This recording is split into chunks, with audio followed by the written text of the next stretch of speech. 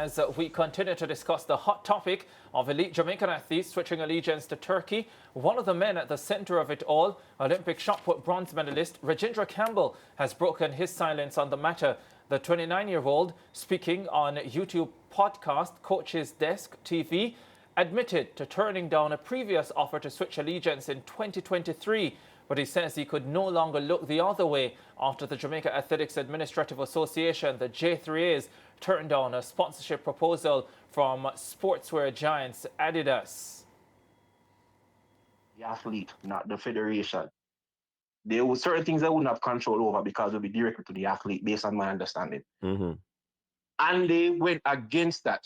So in my eyes, I don't care about us. Somebody decides, yo, it's time to start. I literally start the year with the mindset of, yo, this year I'm doing it for me. Campbell also exposed his attempts for financial assistance from the country's governing body. In May of, I think it was 2024, after I call, they said they were going to offer a funding. I said, all right, cool. They gave me $500 and something February while I was in Madrid.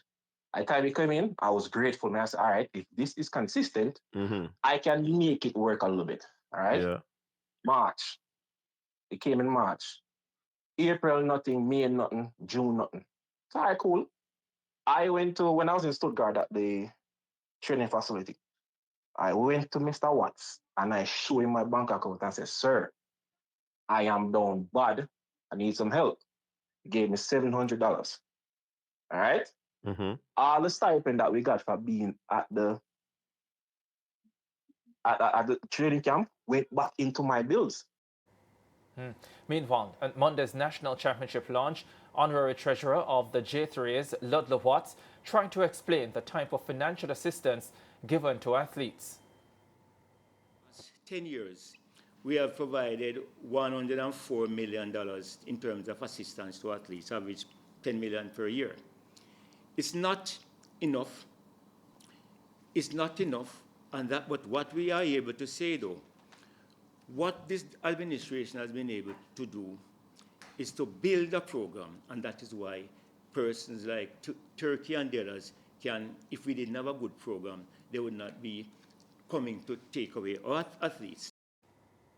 Yeah, and then, of course, last night at that Nike event to honor Shelley and Fraser Price, the Prime Minister of Jamaica, Andrew Holness, mandated that the sports minister look at a program to help in the development and the retention of the country's elite athletes. And earlier today, the Minister of Sports, Olivia Babsy-Grange, did speak on the issue. Let's hear that now.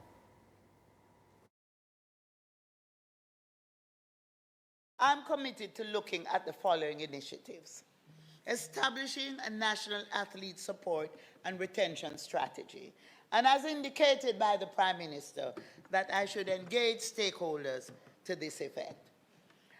We will look at how we can expand partnerships with the private sector to provide financial incentives and sponsorship opportunities. Enhancing training and recovery infrastructure to meet international standards. Offering career transition services for athletes beyond competition. Long-term career planning and transition services. Expanded financial and health coverage discussions in collaboration with the private sector. Further incentivize national representation packages, particularly for high-performance athletes, and strengthen partnerships with sporting federations to ensure holistic athlete development from start to finish. Yeah, Jamaica's Minister of Sport, Olivia Babsy-Grange, they are speaking earlier today in Parliament. You know, Lance and Mariah, I have said this so many times on this show that sometimes I wonder if I'm really being heard on this issue. And when Rajindra spoke last night and spoke specifically to the assistance that was given by the Jamaica Athletics Administrative Association, I once again shook my head, because it is very clear to me that the top brass of the Jamaica Athletics Administrative Association are not understanding something here that I think is so significant, because I continue to say that the assistance that is given to these athletes must be formalized. And I'm so happy that Henry Roll, when he was on the show yesterday, spoke specifically to some ways that it can be formalized in terms of the different tiers. And then the other aspect of it now is speaking to exactly how athletes access whatever support that is there, how they apply for whatever support that is there. Because a lot of that would eradicate one of the things that happened in this Rajindra Campbell case. And you listen to Rajindra, he reached out for support. The JAAA said, well, yes, we'll give you some amount of support. 1 month, February, they send some money, the next month, and then it stops coming. That's not how you support athletes. Athletes are not supposed to be sitting down and wondering if the money is going to come this month. Okay, they sent it last month, but when next I'm going to get it? Because you should have a system in place that says you will be given this amount over this duration of time. This is how much you will get monthly. This is when you can expect it to land into your account. Athletes should not be made to feel as if they are begging the association and that the association is doing them this grand favor. Because that is what it came across to me, at least, when I listened to Rajindra Campbell. And it is very wrong. And so many athletes, even in the last 24 hours, have called or messaged me directly, and they have said, we have written so many letters, and we haven't even gotten a response from the Jamaica Athletics Administrative Association. And I understand that the association cannot support every single athlete who needs support. But a formalized system ensures that we all know who the athletes are who are being supported, why they are on that particular program, how much they are getting by being on that particular program, and even what their deliverables are by being part of that program. None of that exists at this stage, and because it does not exist, what you have are many situations like Rajindra Campbell, where they are given a payment for 1 or 2 months and then it stops and they don't know when the next one is coming. Or you have situations with athletes who are reaching out and are not getting answers, and they are saying, well, I heard that you gave so-and-so from over that place assistance. I guess it's because the president and this person are good friends, or the vice president had a relationship with that athlete, and you don't want situations like that. And the Jamaica Athletics Administrative Association, because of their refusal to formalize this system, continues to put themselves in these situations, and so they deserve every single beating that they get because they have brought this down on themselves. Yeah, and one of the things that I got, looking on at everything that's taking place is the fact that, Ricardo and Lance, there's a major disconnect. There's a disconnect between those in administration and the athletes that are representing the country. And what I got from listening to Rajindra is a lot of hurt in that interview, right? Because of course he apologized to Jamaica and he said, at this point I'm going up in age, and I have to do what is required and what is important for me.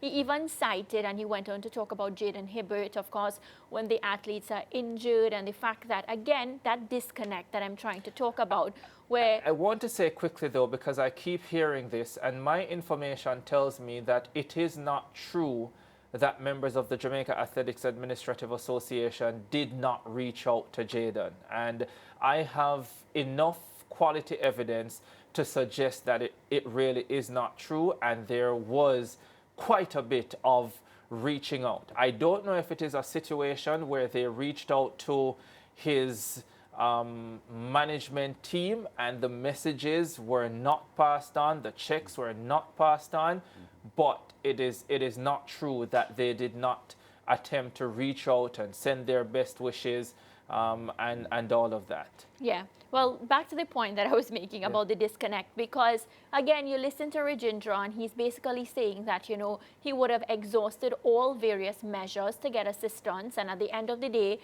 there were many instances in his career where if something was wrong with him, you know, he would have been no good. And those who were supposed to be in places to assist him would not have helped him. And then he wouldn't have reached the level that he is at now. So I think, you know, that's one of the key points that I got from it. What also has been striking at me, and I even said this to Henry after the interview, is that I can't believe that a country like Jamaica, powerhouse, if I'm to say so, like Jamaica, has not put things like this in place. Like, it shocks me. I expect that from countries that don't produce the factory of athletes like Jamaica does on a yearly basis. You have a person from the outside now, and Henry is not on the outside. I'm just saying that loosely because, you know, he's from another country, coming into this setup now and having to come up with plans which, you know, the regular person looking on from the outside, I mean, I'm a Trini, I've only been here for 6 years, and that's not much when you really put it in perspective. You would think that everything when it comes to track and field in Jamaica runs so well because of the caliber of athletes and the product that comes out of the country. So for me, again, Ricardo and Lance, it is appalling. It's very shocking that, you know, this is something, and remember, this has been triggered by athletes deciding they no longer want to represent the country, that it took that, athletes stepping away and saying they can't take this anymore for a system to be put in place. Yeah. And just to build on that, I started journalism, sports journalism in the mid-1980s, and during that period, especially in the late 80s, there were several confrontations between elite athletes and the J3As, as it was then led by Neville Teddy McCook. And there was a general complaint by the athletes that they were operating at a world, global level, and the administration of the sport was not. So the administration of track and field in the 1980s wasn't matching the quality that they were presiding over. And I must say that 40 years after that, there is still evidence that the athletes at an elite global level are not being given the kind of administration that matches their worth. I'm very keen to hear what happens with Henry Roll's meeting with the stakeholders. He did suggest that he wants to sit down with the sports minister and key stakeholders in track and field in Jamaica to map out his proposal. We heard Sports Minister Grange in Parliament today talking about the plans that they have to institutionalize something formal, because as Rajindra said in the podcast that we just looked at, or we just heard, a lot of what the J3As has been doing with assistance to the athletes has been discretionary. And that's not what you want. You want something institutionalized, because that is when it will have the kind of impact and generate the kind of importance and assistance that the athletes need. So it again comes down to a situation we are saddened by the fact that it takes, you know, tragic, if you want to put it that way, tragic developments like these when the country is losing athletes for the administrators to act in the way that they should have many, many years ago. And even then, I'll still have to see it happen before we celebrate it happening. Yeah, very much the case. And by the way, Lance, you mentioned the late 1980s. I wasn't around sensibly in the late 1980s. Yes. But I hope that one of the issues that you're talking about is not the fact that many athletes didn't want to come to a national championship back in the late 80s because they felt, where my time is so fast, I don't need to come to the nationals. That's definitely one of the times when the administrators were very correct. And I say that to say that the athletes are not always correct. But I think a lot of individuals will side with the athletes because they feel there is a lack of transparency on the part of the administrators, and that's what we've been attacking on this show. And even though we have to go to a break, I have to say quickly as well, and this is specifically to and for Rajindra Campbell.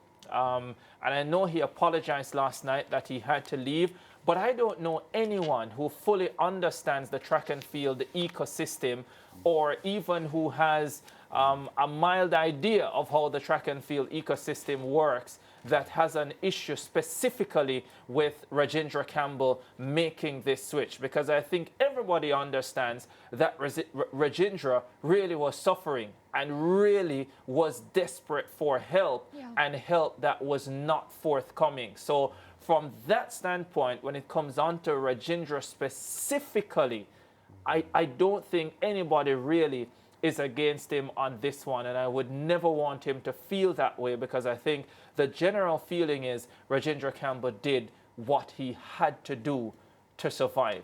And yeah, we'll leave that there. I don't think this is going to go away. We're going to continue speaking about this tomorrow, which is Wednesday, right?